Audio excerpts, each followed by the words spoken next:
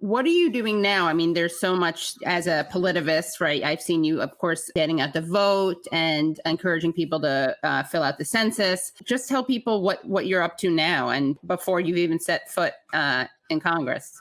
Katie, I believe that if you have a platform, you better use it, because there was a day when you wish you had a platform, and you didn't have it. And then there are people who wish they had what you have, so we have to capitalize, on that moment, and use it. So I'm out saying, even though I'm still in a race, even though I have what has been reported by local media as a Proud Boy running against me in this race, and also someone else who people are saying is a white supremacist, a lone white supremacist, running in the same race. Even though I have that, I understand that we have to be able to affect politics not only locally, but within our state and on a national level. So we're out making. We just finished a statewide tour. So first we did a district-wide tour, voter registration and census, especially in areas where we have a high number of people who are not registered to vote, and where the census numbers are low. So we targeted those areas, and we went in and we just went. We did 8 stops in 2 days. Signed up a bunch of people to register to vote and for the census, and then also getting the information out clearly. Talking about in Missouri how it's $1,300 per person. I know in other places the numbers are different, but it's $1,300 per person per year for 10 years that we lose if someone doesn't fill out the census. And so we were very clear about that. And then why people should vote without vote shaming people. So that's what we did last weekend. And then, the prior weekend. And then last weekend, we took from Thursday to Sunday, and we went around the state into areas where we knew that we needed to mobilize Democrats and excite them to the polls. And so we went and we talked with our statewide candidates to let them know that this we would be doing, and ask them to come along. And so we went into these areas and we helped get the numbers out for volunteers. We helped with voter registration and with the census. Hopefully we'll see a lot of change. But those are the things we have to do on top of also this transition. I got to transition and try to figure out learn what my job is, and then assemble a team. We need a DC team, we need a local team, we need our district team, and then we need our campaign team. So it's a lot happening. And that's really interesting what you said about voter shaming. So trying to get out the vote without voter shaming. What is the case that you make? And can you explain? I mean, I don't know why people don't seem to get this. I understand that people are totally understandably anxious about this election, but how do you do this without voter shaming, which of course is counterproductive? Right.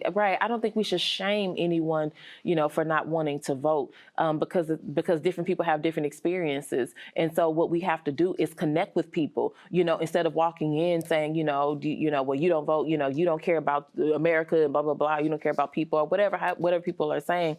No, it's, I am a voter. And this is the reason why I vote.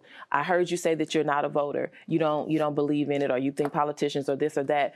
Well, let me tell you this. And so one thing that I did, even just last weekend, when someone said, "Oh, I don't vote," and I said, "Well, I'm going in as the first Black Congresswoman from the state of Missouri in our entire history, this being 2020, because people showed up to vote, and I only won by by a little over 4,000 votes, 4,166 votes, and I couldn't have done that if it hadn't been for people showing up to vote." And I said, so it does make a difference. And I said, if you go and you check my background, you will see that I've been doing the work in the community for a long time. And so when you look at that, there are so many people across this country who are doing the same thing. They're working hard in their communities, but they need people to show up to vote, because what's going to happen is so one thing I always say, somebody's going to take the seat.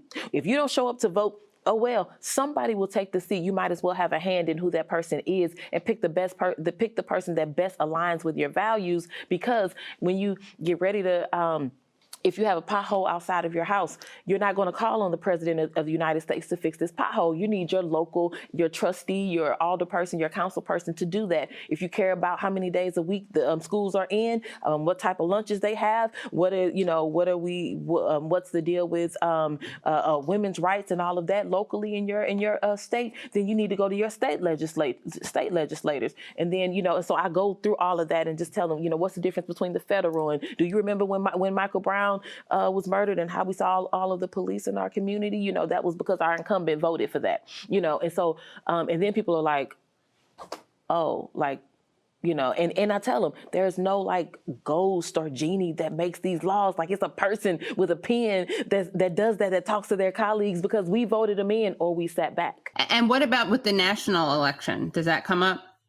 Yeah, the national election comes up too, and people are, you know, some people are like, I'll vote for everything down ballot, but I'm not voting for the president. And what I tell them is, you know, I understand. I absolutely understand. But when we think about all that has happened with this current administration, and we think about where we were 4 years ago, well, 4.5 years ago, when we think about where we were then, and we think about how things have pushed towards hate. A lot of hate in this country, how that has been, how that is now the theme, how our American flag now is more, seems like it's more of a symbol of Donald Trump, and it's a symbol of people who have racist views than it is of a symbol of our country, how that thing has turned around. I say 4 more years of Donald Trump feeling like he can do whatever he wants because he can make an executive order, or he can just do things and then just hope he stays the lifetime president so he won't have to make an account for those things. I said the same communities that feel marginalized and oppressed and disadvantaged and pushed back, neglected right now will be hurt even more. You know, they're already taking away our programs. And then, so when I talk about that, then people are like, oh, okay, well, yeah, you know, because, and do you believe that Joe Biden will cause us more harm than what Donald Trump is causing us right now? And we haven't even seen what real harm is yet, because when he knows he has 4 more years, he doesn't have to care. You know, he will do whatever he feels he can. Right. When he's not up for reelection. Right. Yeah. But that's, I mean, you're someone who has been very critical, rightly so, of the Democrats as well. So it seems like you're almost making a harm reduction argument for Biden, which is something I know Angela Davis endorsed you. Congratulations on that.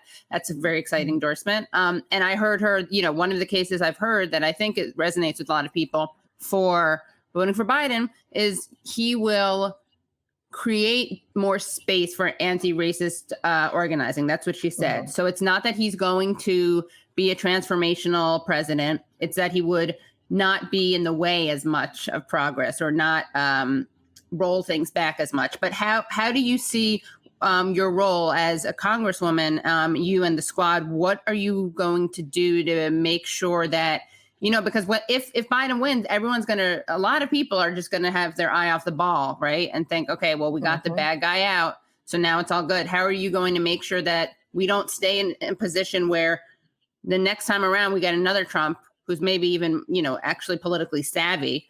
How are you going to balance those things of kind of getting out the vote to defeat this guy, Trump, but also making sure that we don't create more, returning to the status quo before Trump is also a dangerous thing?